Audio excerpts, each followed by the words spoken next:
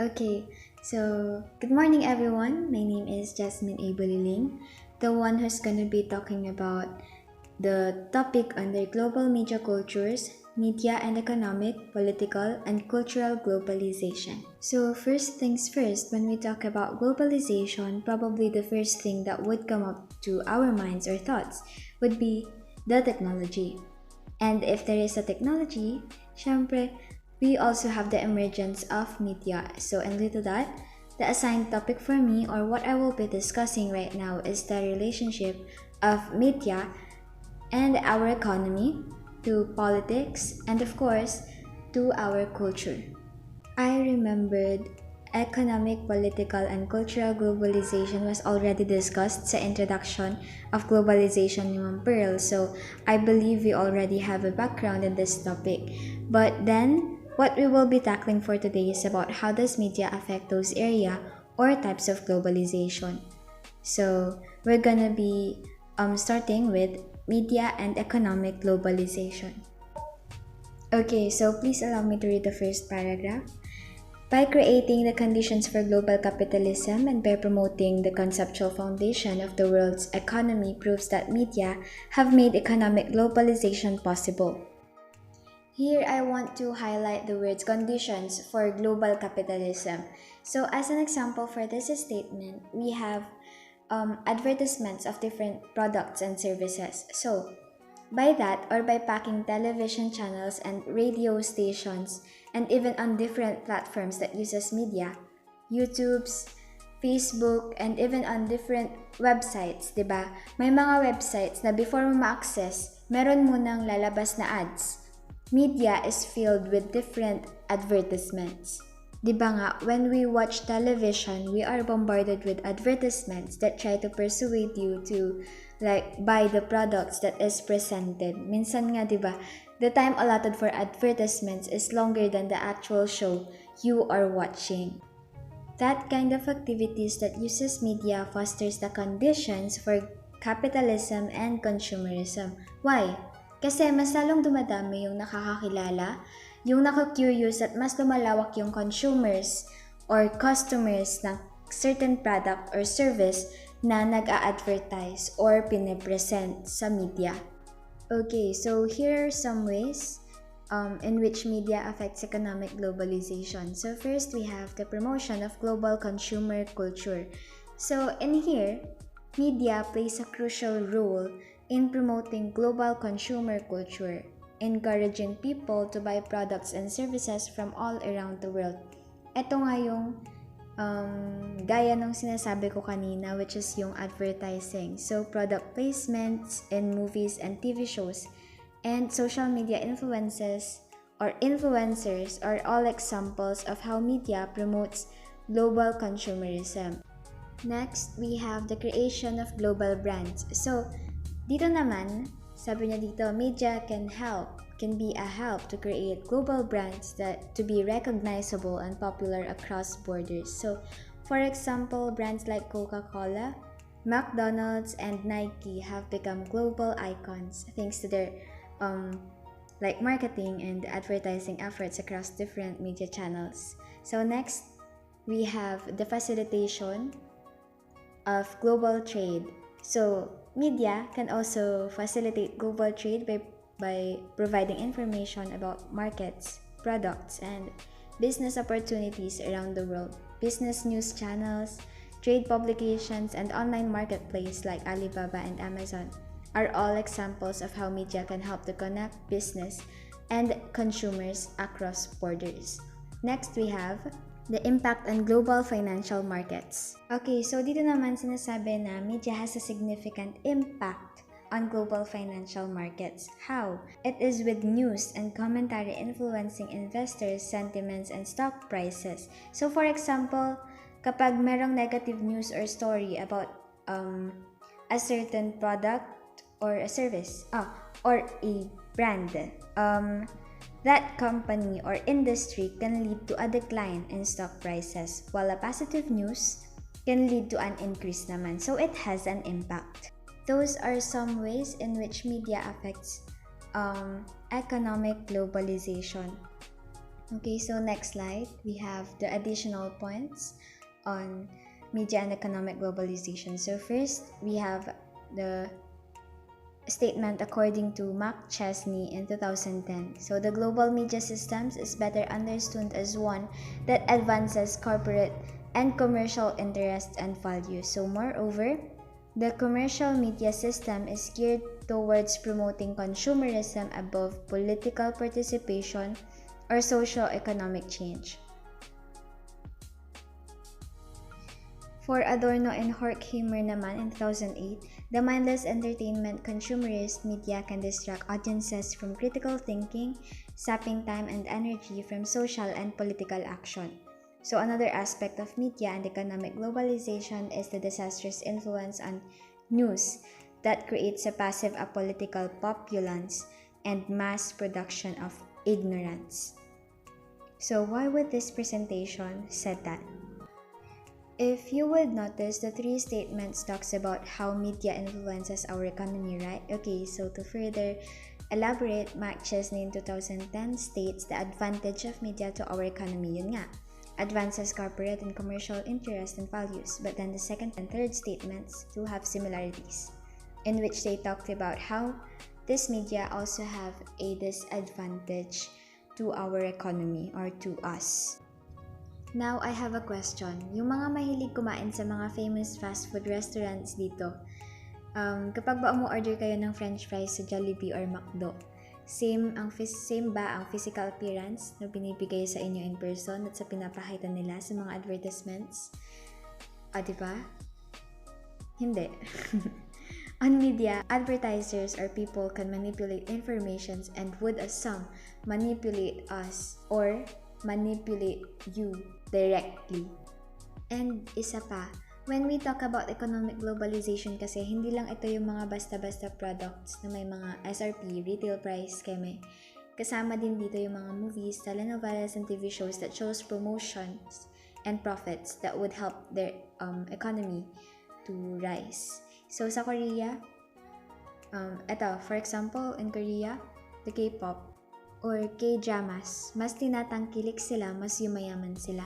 Ganon, nagigets nyo?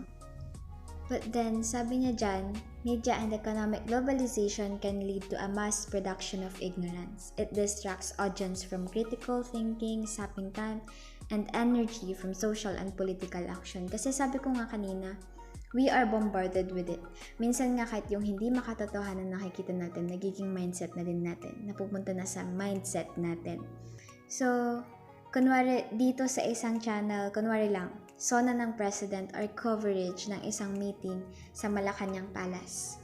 Tapos sa kabilang channel naman, andun yung idol mo, si Fidel. Ano pangalan nun? Misa Maria Clara at Ibarra. Basta yun. So, kunwari, and dito sa kabilang channel, si Gabby Garcia or yung Enhypen, mas entertaining doon, di ka mababoring, kikiligin ka pa.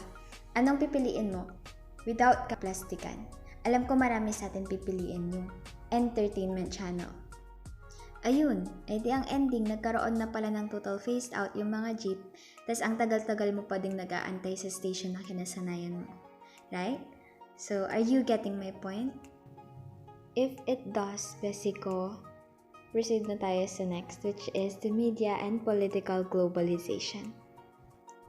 So, sabi niya dyan, media is one of the most powerful means of spreading political ideas, shaping public opinions, and influencing political decision-making across borders. So, here are some ways on how media affects the political globalization. First, we have the global dissemination of political news and information. So, alam naman natin lahat to. Media enables people to access news, including political news and information from all around the world, including online news websites, social media platforms, and television news channels. This helps to create a global public sphere where people can engage in political discourse and debate. Yan, Twitter, inabiganda. Next, we have the formation of transnational political communities. So dito naman, media can also help to form transnational political communities that share common interests and values. For example, If you are familiar with the hashtag Black Lives Matter, that is originated in African or American communities, but like quickly spread to other countries through social media and other forms of media, creating a global network of activists working to address the um, racism or the discrimination among black people. That's one of the examples. Next, we have the shaping of public opinions. Dito, netizens from media can have a powerful influence on shaping public opinion, which in turn can influence political decision making. So here, political leaders and parties use media to communicate their message to voters, and media outlets can sway public opinion through their reporting and commentary. Last, we have the facilitation of global political activism. Dito, sinasabi na media can facilitate global political activism by enabling people to connect with each other across borders and organize political campaigns and protests. Yun nga, yung sinasabi ko kanina, Black Lives Matter. It enables activists to coordinate their actions and to spread their message. Okay, so the next slide talks about the characters of media in political globalization. So first, we have media as a voice for both people and the government. So this sentence refers to the idea that the media serves as a platform for both the people and the government to express their views, ideas, and opinions. So in a democratic society, the media acts as a bridge between the government and the people, providing a platform for the free flow of information and facilitating communication between the two. As an example for this one is during a press conference, diba? A government official answers questions from journalists representing various media outlets. After that, the officials' responses are then reported by the media, providing the public with insights into the government's policies and actions. Okay? Next, we have the media act as a watchdogs checking government action. So this sentence highlights the crucial role of the media in monitoring the actions and decisions of the government. It is said that media plays an essential role in holding those in power accountable for their actions and decisions and ensuring transparency and accountability in governance. So for example, a journalist investigates a case of corruption involving a government official and exposes it through a news story, leading to the official being held accountable for their actions. Okay, so next we have the media or global village can be a war zone. So this sentence refers to the idea that globalization, by creating a global village through technological advancements and increased connectivity, has also increased the potential for conflicts and tensions across the world. So the internet and social media, while providing platforms for global communication and exchange of ideas, can also serve as a platform for hate speech, propaganda, and incitement to violence. So for example, we have social media platforms are used to spread fake news and misinformation about a particular religious or ethnic group. It can lead to a high tension and even violent conflicts between communities. Okay, so for the next one, or the last one actually, media and cultural globalization, sabi niya dyan, the media plays a very important role in ensuring that societal norms, ideologies, and customs are disseminated. Sabi niya, the media also generate numerous and ongoing interactions among cultures.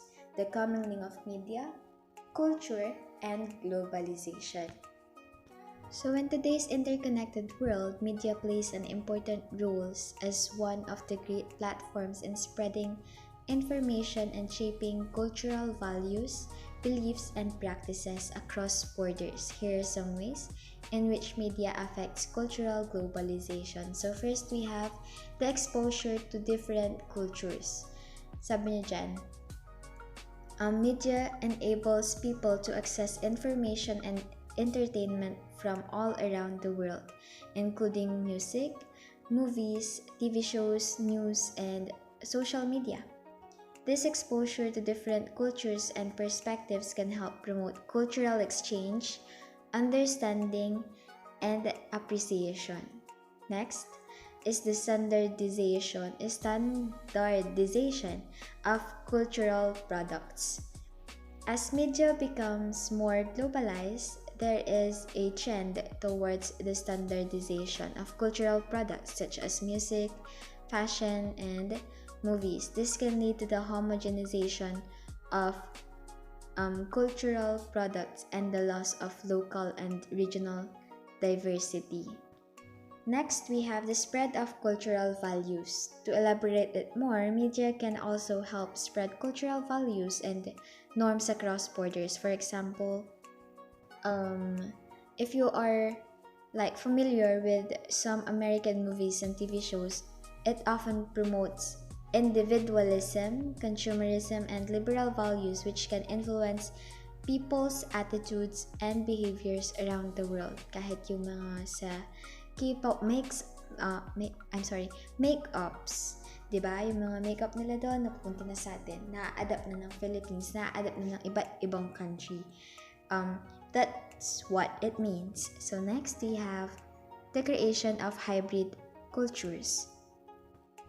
Ano nga ba yung hybrid cultures? From the word itself, hybrid, itatakol natin mamaya, okay? As an explanation for these words, we have media can also lead to the creation of hybrid cultures that blend elements of different cultures. Like for example, K-pop music is a fusion of Korean and Western pop music styles and has become popular worldwide. Okay? Okay, so next slide, we have the three outcomes when we talk about the influence of globalization and culture for Nan Neverfin Peters in 2008. Correct me if I'm wrong with my pronunciation of his name. Okay, so first we have the cultural differentialism. It is like cultures are different from the word itself, differentialism, difference. But in here, it talks about how these differences in culture is strong and resilient. So despite globalization, our cultures will endure and cultural diversity will be maintained. So in the Philippines, we have a diverse cultural heritage that has been shaped by centuries of colonization and cultural exchange. But despite this, many Filipinos have maintained a strong sense of cultural identity and pride in their traditions. For example, many indigenous communities in the Philippines have preserved their unique customs and practices such as the Tiboli people's traditional textiles and beadwork. Makikita mo rin to sa mga fiestas natin. Nandun pa din, pati yung jeep hindi pa rin naaalis despite the globalization. Next, we have the cultural convergence, which talks about the growing sameness of cultures. So, for this one, let me have an example. The Philippines has also experienced cultural convergence as a result of globalization and increased media exposure. One notable example is the popularity of Korean pop culture in the Philippines, with many Filipinos becoming fans of K-pop music, fashion, and entertainment. So this has led to the emergence of new subcultures that blend Filipino and Korean culture elements such as the K-pop or Pinoy fan community or K-pop inspired Filipino pop groups. And for the last one, we have the cultural hybridity, which talks about the increasing blending or mixing of cultures, of different cultures across the globe. So here in the Philippines, we have the long history of cultural hybridity, with various cultures blending and intermingling to create new and unique form of expression. So for example, the cuisine of the Philippines is a fusion of indigenous, Spanish, and Chinese influences resulting in dishes such as adobo, a savory meat stew, and lumpia, a type of spring roll. Okay, so that's the three possible outcomes of globalization in culture. So, again, we have the cultural differentialism. It views cultural difference as immutable, and cultural convergence. It suggests that globalization engenders a growing sameness of culture, and that cultural hybridity talks about the increasing blending and mixing of different cultures across the globe. And yes, babe, we've come to an end. Thank you for listening to our presentation. I hope you have a great day ahead. And good luck sa exams natin next week. God bless us all.